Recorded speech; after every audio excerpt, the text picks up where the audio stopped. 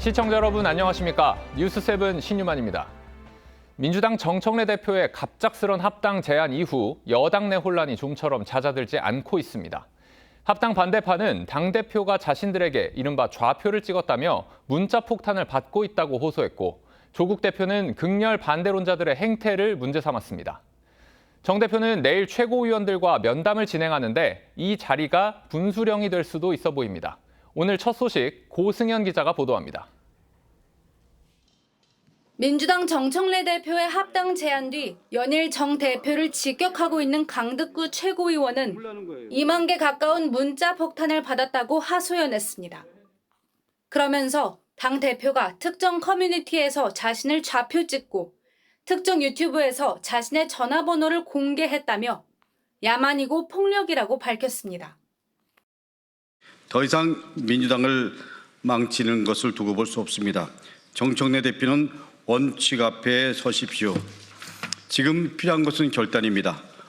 강 최고위원은 또 조국 대표의 발언은 사실상 지지층을 향한 좌표로 작동하고 있다고 주장했는데, 앞서 조 대표는 일부 극렬 합당 반대론자들이 정청래는 물론 합당 찬성을 밝힌 유시민과 김어준도 공격한다며 극렬 합당 반대론자들의 행태에 우려를 표했습니다. 최근 대선에서 이재명 권영국 득표율 합과 김문수 이준석 득표율 합 차이는 겨우 0.91%포인트였다며 현재 대통령과 민주당 지지율에 취해 향후 선거에서 쉽게 이길 것이라고 생각하는 건 큰 착각이라고도 지적했는데, 합당 필요성을 피력한 것으로 해석됩니다. 국민의힘에 대해서 어떻게 제대로 심판할 거냐. 그 심판을 위해서는 사실은 1%, 2%가 중요합니다. 합당을 둘러싼 민주당 내 갈등이 합당 반대파와 혁신당의 갈등으로까지 확산되는 모습인데, 정 대표는 내일 최고위원들과 마라톤 최고위를 열고 합당 문제를 논의할 예정입니다. TV조선 고승현입니다.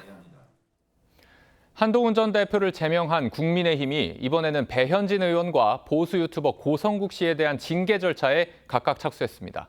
당의 내홍이 결국 윤리위로 번지는 모습인데요. 당권파와 친한계의 갈등, 징계 여부에 따라 걷잡을 수 없이 격화될 것으로 보입니다. 이어서 장윤정 기자입니다. 국민의힘 중앙윤리위원회가 친한계 배현진 의원에 대한 징계 논의에 착수한 걸로 알려졌습니다. 지난달 30일 당권파로 분류되는 이상규 당협위원장의 제소에 따른 건데, 이 위원장은 배 의원이 한동훈 전 대표 제명에 대한 서울시 당협위원장 명의 반대 입장문 작성을 주도했다며 일부 반대 의견을 서울시당 전체 의사인 것처럼 왜곡했다고 주장했습니다. 친한계는 지방선거 공천 권한을 가진 배 의원을 속아내기 위한 조치라고 반발했는데, 자발적으로 했는데 그걸 가지고서 서울시당위원장한테 책임을 묻는다는 거는 목표가 서울시당 위원장을 날리는 거예요. 당 지도부는 윤리위가 판단할 문제란 입장입니다. 징계에 대한 부분에 있어서는 개별적으로 독립기구가 판단할 부분이고요. 당 지도부가 이 부분에 대해서 어떤 입장을 내놓는 것 자체가 적절치 않다고 생각을 합니다. 배 의원이 위원장을 맡고 있는 서울시당은 최근 국민의힘에 입당한 보수 유튜버 고성국 씨에 대한 징계 논의에 돌입했습니다. 앞서 고 씨는 자신의 유튜브 채널에서 전두환, 윤석열 전 대통령 사진을 당사에 걸자고 주장했는데, 친한계 의원 10명은 지방선거 승리를 위해 노력하는 당에 유해한 행위를 했다며 징계를 요청했습니다. 전형 사진을 걸어야 하는지에 대한 필요성, 적정성에 대한 논의도 전혀 한 바가 없습니다. 윤리위가 당권파와 친한계의 정쟁 도구로 활용되고 있다는 비판이 나오는 가운데, 배 의원과 고 씨에 대한 징계 결과에 따라 당 내홍이 더 깊어질 수 있다는 전망이 나옵니다. TV조선 장윤정입니다. 합당 문제로 시끄러운 민주당은 3대 사법 개혁안 중 하나인 이른바 법 왜곡죄를 두고도 당내 이견이 있는 상황입니다. 당 정책위는 위헌 소지가 있으니 수정이 필요하다는 생각인 반면, 법사위의 강경파 의원들은 원안 그대로 신속히 본회의 처리를 하자는 건데, 이 내용은 김창섭 기자가 취재했습니다. 민주당 정청래 대표는 위례신도시 개발비리 사건 피고인이 무죄를 받은 데 이어 검찰이 항소를 포기하자 이번 달 안에 사법개혁안을 반드시 통과시키겠다고 했습니다. 검찰의 수사는 오직 단 한 사람 이재명 죽이기에 초점이 맞춰져 있었습니다. 법 왜곡죄가 왜 필요한지를 다시 한번 분명하게 보여주고 있습니다. 지난해 12월 법사위를 통과한 법 왜곡죄는 본회의 처리만 남겨놓고 있는데 당 정책위원회는 명확성 원칙에 반할 우려가 있다며 법안을 그대로 처리하는 것에 반대한다는 입장입니다. 법 왜곡죄는 판사, 검사 등이 법을 잘못 적용하는 경우 형사 처벌하도록 하는 내용인데 이 중 일부 조항을 수정하거나 삭제해야 한다는 겁니다. 앞서 참여연대 등 친여단체들 역시 명확성과 구체성을 담보해야 한다며 더 수기를 거쳐야 한다고 주장했습니다. 정책위의 수정 의사가 알려지자 법사위 여당 간사인 김용민 의원은 위헌 소지가 없다며 이런 방식의 법안 처리 반복은 법사위를 무력화시키는 것이라고 반발했습니다. 법사위원들 설득이 안 돼 법안이 원안대로 본회의에 올라올 경우엔 야당 반발 등 논란이 예상됩니다. 법 왜곡죄에 대해서 전임 보훈행정처장은 굉장히 큰 우려를 표시했습니다. 저도 같은 입장입니다. 국민의힘은 상임위에서 일방 처리하고 본회의에 수정안을 내는 졸속 입법이 계속되고 있다며 법 왜곡죄가 본회의에 올라올 경우 무제한 토론, 필리버스터에 나설 계획입니다. TV조선 김창섭입니다.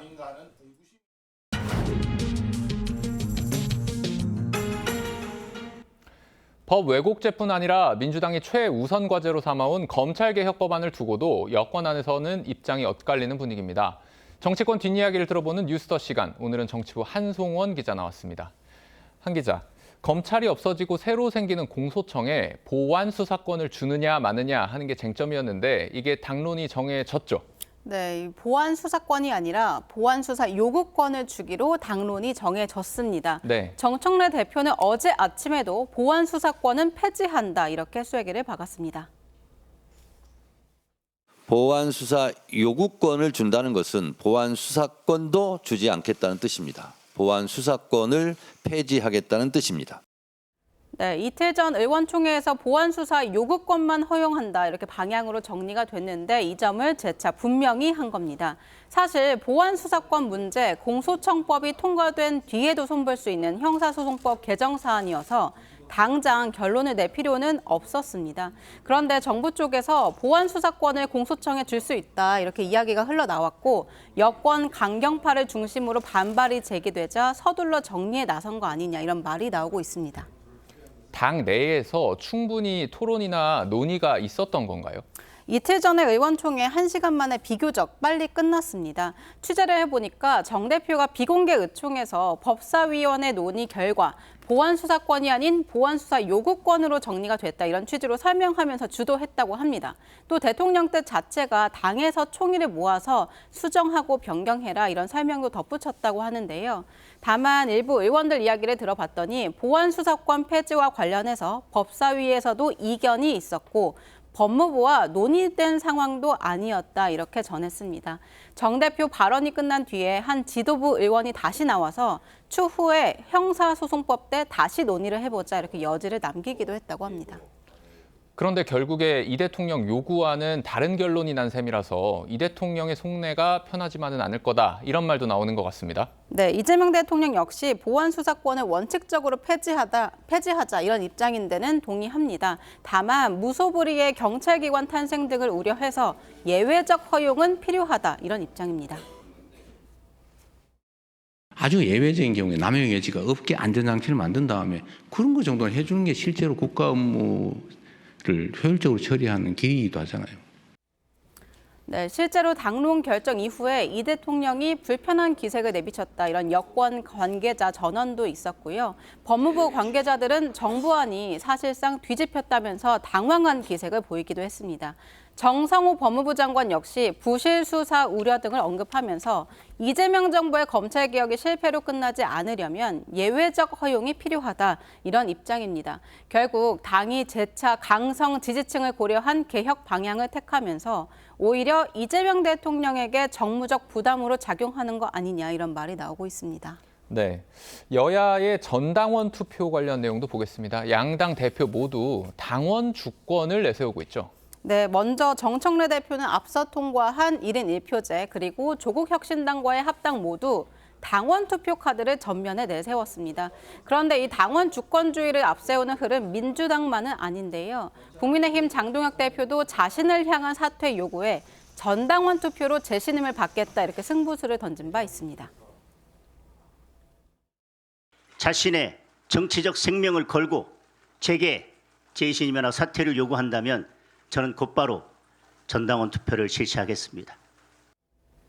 그런데 일각에서는 이 전당원 투표라는 게 결국에 지도부가 원하는 결과가 있을 때 등장하는 거 아니냐 이런 비판 섞인 그런 말도 나오는 것 같습니다. 네, 맞습니다. 당원 투표는 당원 주권을 내세울 수 있는 가장 강력한 수단입니다. 네. 다만 실제 투표에 적극 참여하는 건 강성 지지층인 경우가 많아서 어느 정도 결과가 예측 가능하다 이런 지적도 나오는데요. 그렇기 때문에 일각에서는 당심을 방패 삼아서 자신의 노선을 관철시키려는 수단으로 활용하는 거 아니냐 이런 눈초리가 있는 겁니다. 네. 여기에 정치적 쟁점마다 당원 투표가 남발되면 책임 회피를 한다 이런 지적도 있는 만큼 편의주의 비판을 피할 묘수 필요해 보입니다. 네, 한송원 기자 잘 들었습니다. 국내 2위 가상자산 거래소 빗썸에서 초유의 오지급 사고가 벌어졌습니다. 이벤트 당첨금으로 2,000원을 주려다가 단위를 원이 아닌 비트코인으로 잘못 입력해서 총 60조 원 상당의 비트코인을 보낸 건데요. 잘못 받은 비트코인 일부가 즉각 팔리면서 순간 코인 가격이 급락하기도 했습니다. 금융당국은 빗썸 대표를 불러서 경위 파악에 나섰습니다. 오현주 기자입니다. 가상자산 계좌에 1,900억 원이 넘는 금액이 찍혀 있습니다. 어제 저녁 7시쯤 빗썸 이벤트에 참여했더니 비트코인 2,000개가 입금됐다며 온라인 커뮤니티에 올라온 인증사진입니다. 빗썸은 참가자 1인당 2,000원에서 5만 원씩 총 62만 원을 주는 경품 이벤트를 마련했는데 단위를 원이 아닌 비트코인으로 잘못 입력하는 바람에 62만 원이 아닌 비트코인 62만 개를 뿌렸습니다. 당시 시세로 60조 원에 달하는 규모입니다. 공짜 비트코인을 받은 일부 이용자가 대거 매도하면서 한때 빗썸에서 비트코인 가격이 8,111만 원까지 급락했습니다. 이 사실을 인지한 빗썸은 비트코인 61만 8,212개를 즉시 회수했지만 이미 매도된 물량 등 약 130억 원은 회수하지 못했습니다. 빗썸이 보유한 물량보다 더 많은 비트코인이 지급된 점도 논란입니다. 빗썸이 나눠준 비트코인 62만 개는 지난해 3분기 빗썸이 보유한 양의 15배에 달합니다. 지급 단위라든가 또는 지급 한도 등에 대해서 이제 시스템상으로 이제 걸러지는 게 없었다. 자산의 안전성 관련해서는 기존의 금융통과 유사한 정도로 좀 내부 통제 시스템을 갖추도록 해야 됩니다. 금융당국은 현장에 점검반을 급파하고 긴급회의에 이재원 빗썸 대표를 불러 사고 경위와 내부 통제 시스템을 추궁했습니다. TV조선 오현주입니다.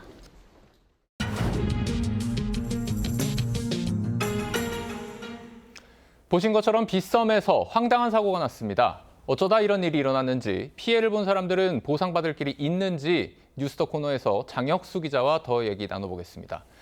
장 기자, 빗썸이 실제로 보유한 비트코인은 약 4만 개 정도 된다고 들었는데요. 이번에 지급이 잘못된 양이 62만 개나 되잖아요. 이게 어떻게 가능했던 일입니까? 가상자산 거래소의 구조적인 특징 때문입니다. 우리가 거래소에서 코인을 사고 팔 때 블록체인상에서 실제로 코인이 오가는 게 아니라 거래소 내부 장부의 숫자만 바뀝니다. 네. 평소에는 이 숫자가 실제 자산과 1대1로 매칭이 돼야 되는데 이번 사건은 담당자가 실수로 장부에 비트코인 62만 개라는 숫자를 입력해버린 겁니다. 실제로 62만 개 코인이 없는데도 이 전산 시스템은 이 숫자를 진짜 자산으로 인식을 했고요. 그 결과 존재하지 않는 유령 코인이 시장에 매물로 쏟아졌습니다. 유령 코인이라고 했잖아요. 그러면은 이 투자자들은 아무런 실체가 없는 걸 사고 팔고 했다는 건데 이게 법적으로 문제가 없는 일입니까?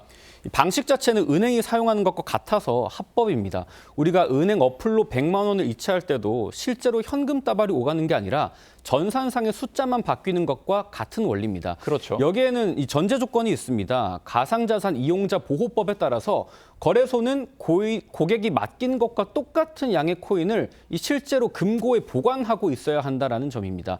평소에는 장부상 숫자와 실제 코인이 딱 맞게 유지가 되는데 이번 사건은 담당자의 실수로 실제 코인 없이 장부상의 숫자만 뻥튀기 된 특수한 전산 사고로 봐야 됩니다. 아무리 그래도 이번 일 같은 경우에는 한두 푼도 아니고 자그마치 60조 원 규모란 말이죠. 이렇게 어마어마한 양이 한 번에 지급된다라는 게 솔직히 납득이 좀 어려운데 이 은행에서도 어느 정도 일정 금액 이상이 되면 제한을 걸거나 하는 장치가 있지 않습니까?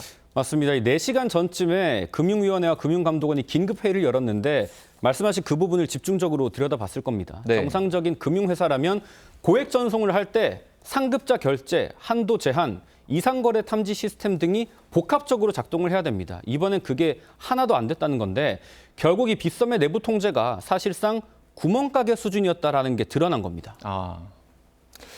이번 사건은 2018년 삼성증권의 유령주식 사태를 떠올리게 합니다. 당시 우리 사주 배당을 한 주당 1,000원씩 준다는 걸 1,000주로 잘못 입력을 해서 무려 112조 원이 잘못 입금된 그 사건입니다.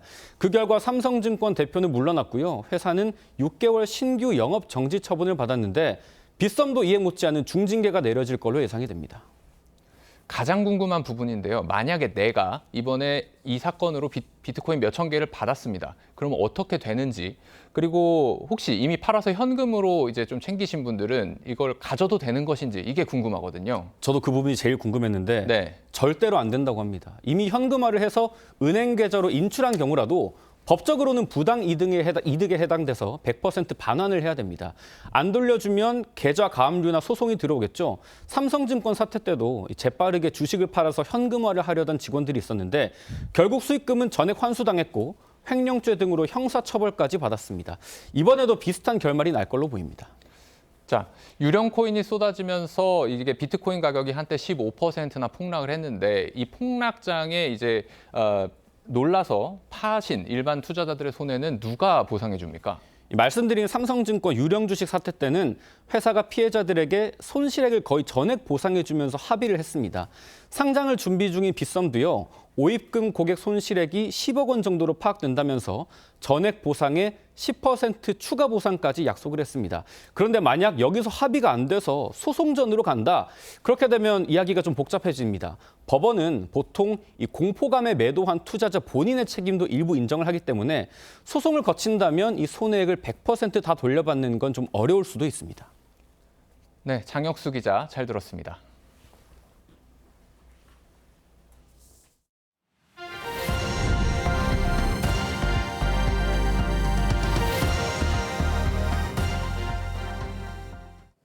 네, 주말에 찾아온 한파가 매섭습니다. 전남과 제주를 중심으로 눈이 내리고 있는데요.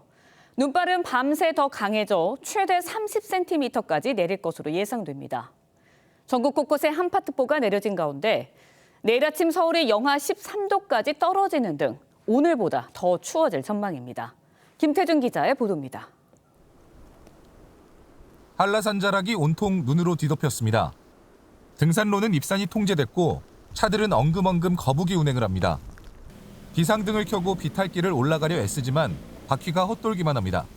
생각보다 눈이 빠르게 내려가지고 올라오는데 고생했고 위로는 더 올라가기 힘들 것 같습니다.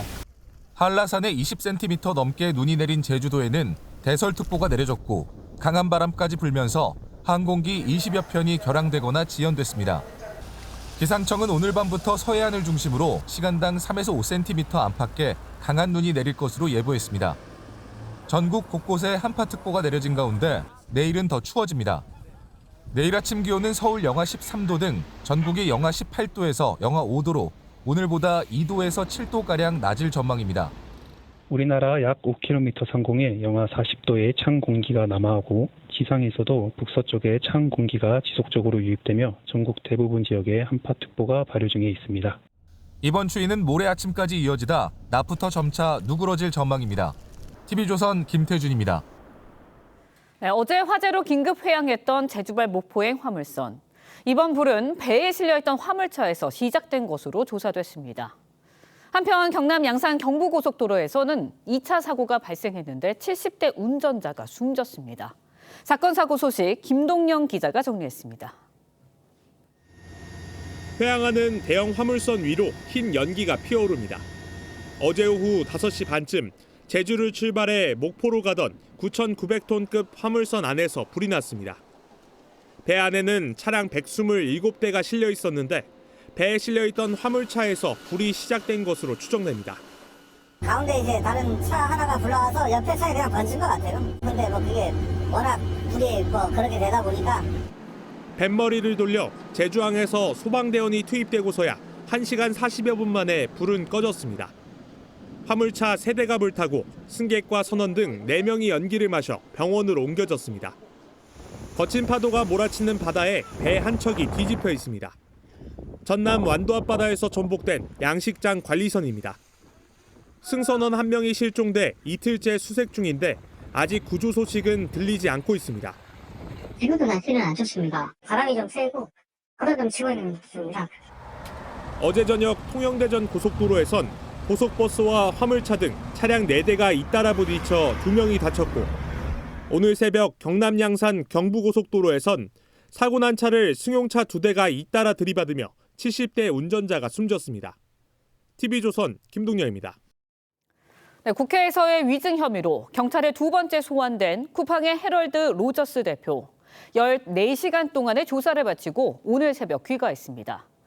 경찰이 쿠팡과 국정원 사이의 오간 논의를 집중 추궁한 것으로 알려졌는데 미국 현지에서는 쿠팡 개인정보 유출 피해자들이 집단 소송을 제기했습니다. 김예나 기자가 보도합니다.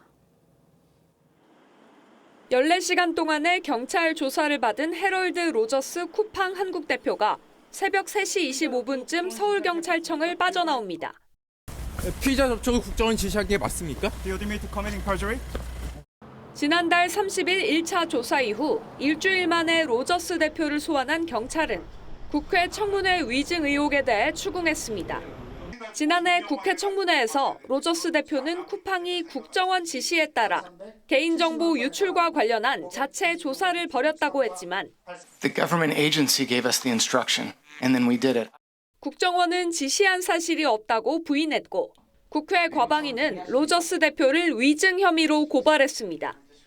경찰은 로저스 대표가 고의로 허위 진술을 한 건지 확인하기 위해 쿠팡과 국정원 사이 오간 논의에 대해 캐물은 걸로 알려졌습니다. 쿠팡 모기업이 있는 미국에선 개인정보 유출 피해자들이 뉴욕 법원에 집단 소송을 제기했습니다.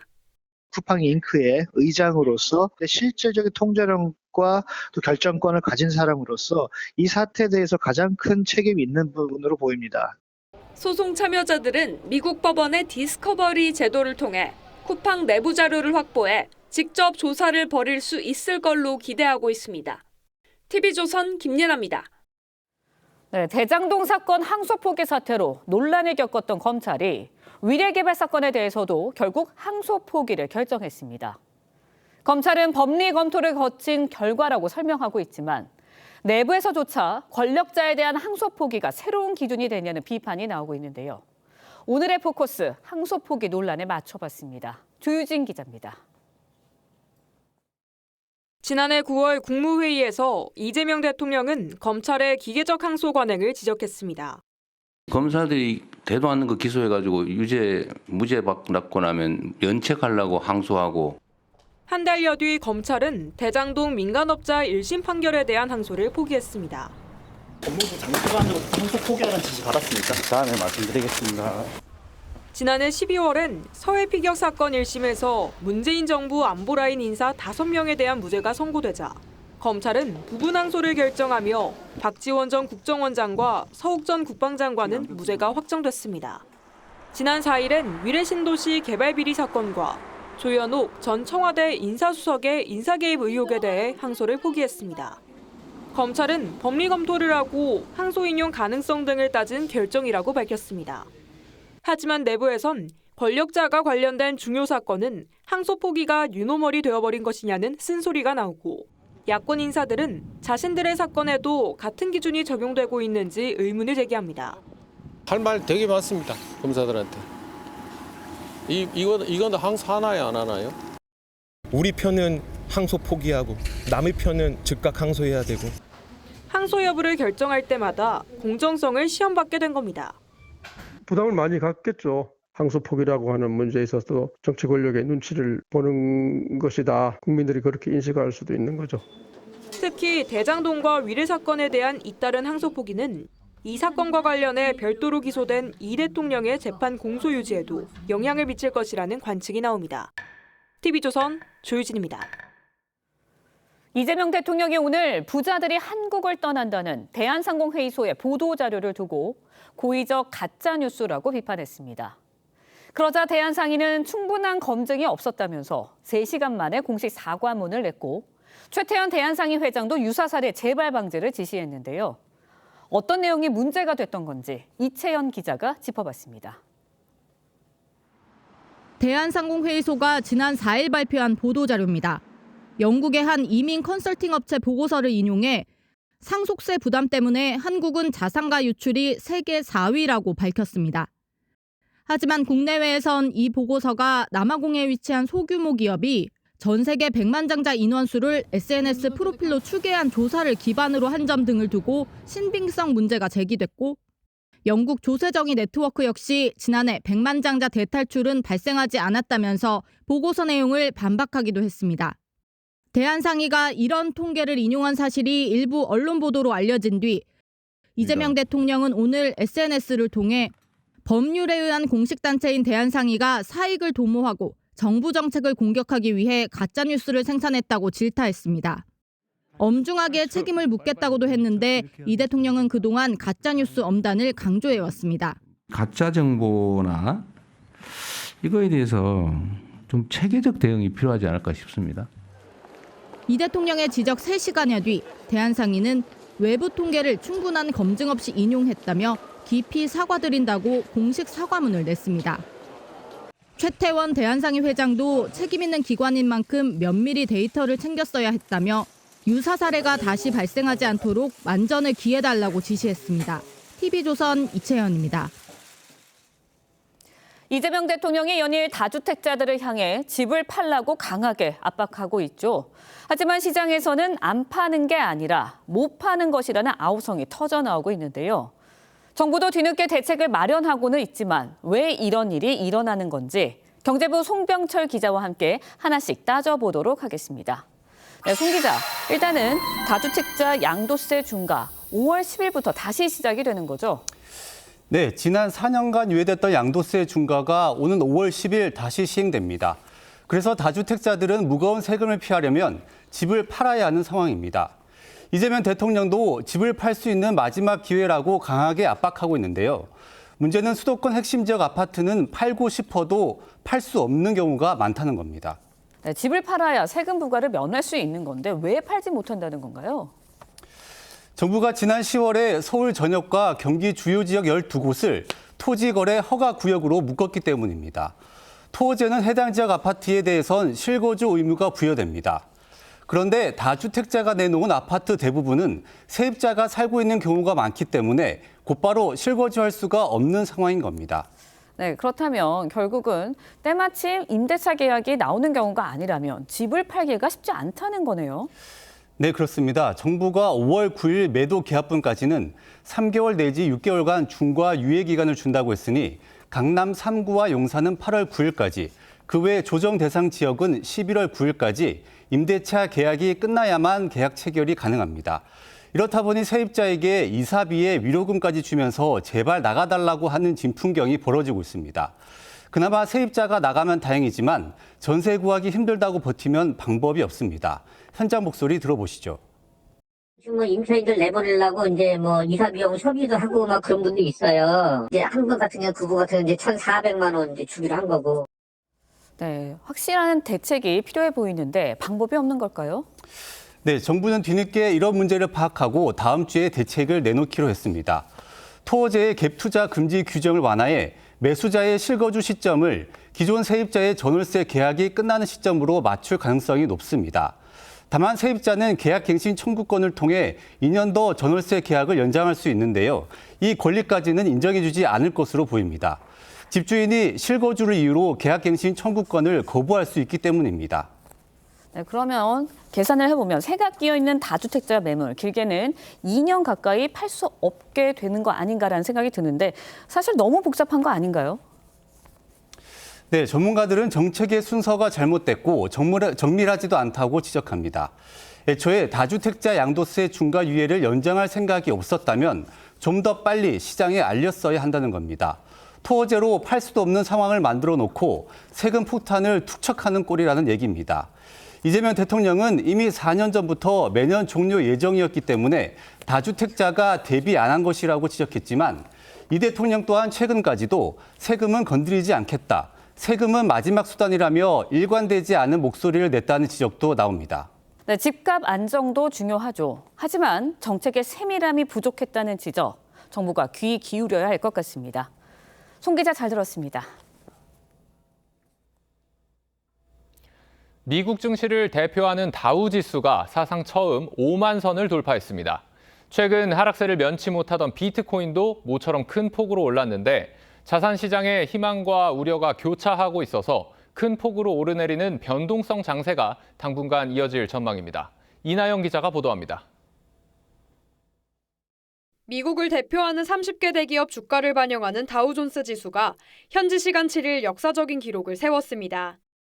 전장보다 2.47% 오른 5만 115.67로 거래를 마치면서 종가 기준 사상 처음으로 5만 선을 돌파했습니다. 1896년 40.94로 지수 집계를 시작한 지 129년 만입니다. Probably couldn't be done in the 4-year period. We did it in 1 year. So we're 3 years ahead of schedule, broke an all-time record, 50,000. 엔비디아가 7% 넘게 급등하는 등 최근 AI 거품론으로 약세를 보여온 기술주들이 모처럼 반등했고 고용과 소비 지표가 예상보다 좋게 나오면서 유통과 금융주도 동반 상승했습니다. 작년 고점보다 절반 가까이 하락하며 6만 달러 선까지 위협받았던 비트코인도 저가 매수세가 유입되며 10% 넘게 급등했습니다. 모든 자산 가격이 함께 오르는 이른바 에브리싱 랠리가 오래 지속된 데다 미국의 금리 인하와 관세 리스크 등 변수들이 남아있어 자산 시장의 출렁임은 당분간 지속될 전망입니다. 앞으로도 또 변동성은 있을 거로 예상이 돼요. 그러니까 트럼프 정책이 좀 어떻게 보면 오락가락하는 것들이 꽤 있잖아요. 국내 증시도 지난주에만 매수와 매도 사이드카가 3번이나 발령되는 등 변동성이 커지고 있습니다. TV조선 이나영입니다.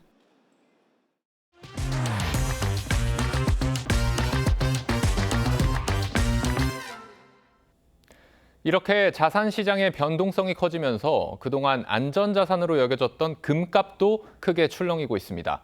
장세가 롤러코스터를 타면서 투자자들의 셈법도 복잡해졌는데요. 왜 이렇게 유동치는지, 투자 전망은 어떤지 돈이 보이는 경제에서 이정현 기자가 짚어봤습니다. 서울의 한 귀금속 거리, 점포마다 최고가 매입 문구가 걸려 있고 금을 사고 파는 발길이 이어집니다. 돌반지를 사러 나온 한 부부는 훌쩍 뛰어버린 금값에 선뜻 지갑이 열리지 않습니다. 한돈 처음에 생각했다가 너무 비싸가지고 지금 반돈으로 알아보고 있거든요.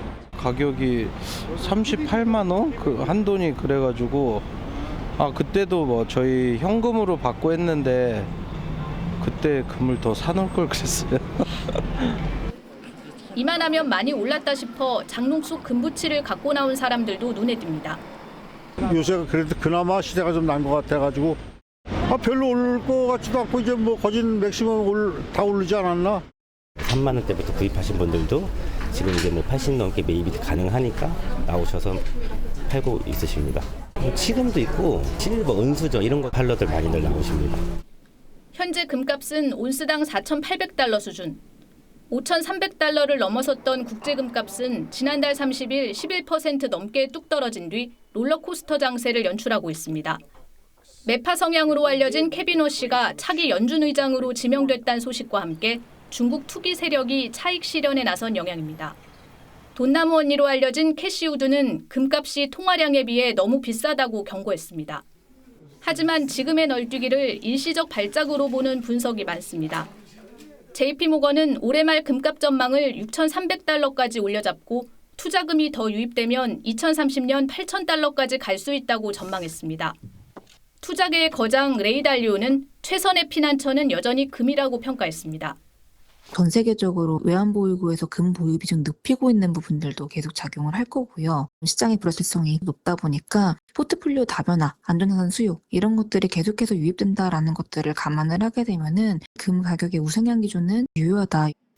다만 전문가들은 큰 폭의 등락을 거듭하는 변동성 장세가 당분간 이어질 수 있어 자산 배분에 신중해야 한다고 조언합니다. TV조선 이정현입니다. 미국과 이란이 오만에서 만나 이란 핵 협상을 8개월 만에 재개했습니다. 미국은 얼마 전 군사 개입 가능성까지 시사하면서 이란 협상을 압박해왔는데요. 트럼프 대통령은 이번 회담에서 좋은 대화를 나눴다면서도 합의하지 않으면 가혹한 결과가 있을 거라며 경제 제재 카드도 꺼내들었습니다. 변재영 기자의 보도입니다. 오만 외교장관 옆으로 위코프 미국 중동 특사와 트럼프 대통령의 맞사위 쿠슈너가 자리했습니다. 이란에선 아라그치 외무장관이 대표로 나왔습니다.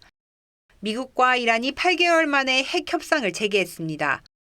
회담은 오만 장관이 양측을 오가며 말을 전하는 방식으로 8시간 동안 진행됐습니다. 회담 뒤 양측은 모두 긍정적인 반응을 내놨습니다. امروز در این زمینه یه مقداری بحث‌های خوبی انجام شد و دیدگاه‌های دو طرف شنیده شد و قرار شد که ادامه پیدا بکنه.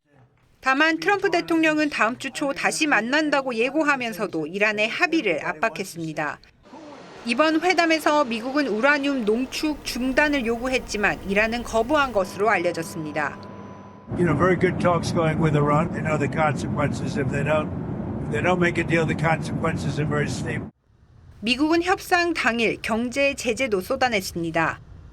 트럼프는 이란과 거래하는 국가의 수출품에 추가 관세를 부과할 수 있는 행정명령에 서명하고 25%의 관세를 예로 들었습니다. 미 국무부도 이란산 석유 등의 불법 거래에 연루된 단체 등을 제재한다고 밝혔습니다. Putting that much more pressure on these negotiations as the wider Middle East worries this could spiral into a new regional war. 미국이 이란과의 대화 창구를 열어두면서도 압박 수단 역시 유지하겠다는 뜻으로 풀이됩니다. TV조선 변재영입니다. 유럽 왕실의 왕비와 공주들, 요즘 드레스 대신 전투복을 입고 소총을 들었습니다. 잇따라 군 복무에 자원하면서 안보의식 높이기에 앞장서고 있는 건데 러시아 우크라이나 전쟁 장기화와 미국과의 동맹이 흔들리면서 스스로를 지켜야 한다는 독자 방위론에 힘이 실리고 있습니다. 신은서 기자의 보도입니다. 군복을 입은 중년 여성이 환하게 웃으며 사관학교에 도착합니다. 네덜란드 현 국왕의 배우자인 막시마 왕비입니다. 54살의 나이로 육군 예비군에 입대해 젊은 장병들과 똑같이 군사훈련을 받습니다. 왕비는 안보를 당연하게 여길 수 없어 나섰다고 밝혔습니다. 2년 과정의 군사훈련을 받고 있는 큰딸 카타리나 아말리아 왕세녀도 지난달 상병에 진급했습니다. 유럽 왕실 여성들이 잇따라 입대하며 안보의식 높이기에 나섰습니다. 러시아 우크라이나 전쟁 장기화에다 미국의 동맹 흔들기까지 더해져 유럽 내 위기감이 팽배해지는 가운데 왕실이 팔을 걷어붙였다는 분석입니다. 스페인의 레오노르 왕세녀는 육군 해군 소위로 임관했고 공군 소위 임관도 앞두고 있습니다.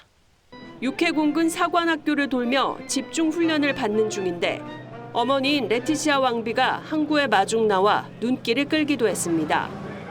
A las familiares de los guardiamarinas que han tenido visitas en este puerto como en todos. Siempre es un momento muy bonito. 벨기에 엘리자베트 왕세녀도 군사학교에서 특수작전용 돌격 소총을 쏘며 훈련을 받는 모습이 공개돼 화제를 모았습니다. 노르웨이의 잉리드 알렉산드라 공주는 최전방에서 15개월간 복무하면서 영하 20도에도 야전 텐트 생활을 고집했습니다. 이 밖에도 올해 48살인 스웨덴 빅토리아 왕세녀는 2003년 기초 군사훈련을 수료한 이후로도 정기적으로 육해공군 훈련에 참여하고 있습니다. 현재 언론은 이른바 공주들의 군복무 효과로 입대 관련 문의도 급증하고 있다고 전했습니다. TV조선 신은서입니다.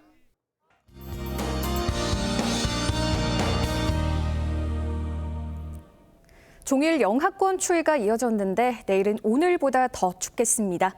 경기 북부와 강원도를 중심으로 한파 경보가, 그 밖에 대부분 지역에 한파 주의보가 내려져 있습니다. 외출 시 옷차림 따뜻하게 하셔야겠습니다. 한파와 함께 서해상에서는 강한 눈구름대도 발달하고 있는데요. 내일까지 호남과 제주에는 폭설이 쏟아지겠습니다. 호남에 10cm 이상, 제주 산지에 30cm가 넘는 많은 눈이 예상됩니다. 내일 하늘은 대체로 맑겠지만 수도권과 동쪽 지역은 건조한 날씨가 이어지겠습니다. 내일 아침 기온 서울 영하 13도, 춘천 영하 16도까지 떨어지고요. 내일 한낮 기온 서울 영하 2도, 창원 2도로 낮에도 기온이 크게 오르지 못하겠습니다. 다음 주 화요일과 수요일 사이 전국에 비나 눈이 내리겠습니다. 날씨였습니다. 2월 7일 토요일 뉴스7 마칩니다. 시청해주신 여러분 고맙습니다.